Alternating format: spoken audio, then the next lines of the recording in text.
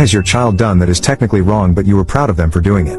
1. My son, who was 14 at the time, was robbed, at knife point, of his iPhone and a few dollars, by two older boys. They were 17 and 18. These boys were gang members, with many of the usual markings. One had a tattooed teardrop, indicating that he had taken a life, and a cross in the middle of his forehead. I saw his picture when they asked my son to identify who had done this to him. He looked pretty darn intimidating for a kid. This entire event was odd in as much as we live in an upper middle class suburb, and these things just don't happen here. Anyway, my son didn't seem to be suffering any trauma from the experience and went along seemingly happy-go-lucky. I actually thought he was in denial or suffering from PTSD. One day, I was driving through the main street of our town when I was stopped at a red light. My son jumps out of the car, without a word, and runs into the laundromat. I was confused for a second, but then I see him beating the hell out of some guy. I mean, he was battering this kid, slamming him into walls and just pummeling his face with fists and elbows. But the time I got inside, he was stomping this kid out literally. The women inside were screaming and crying, and this kid was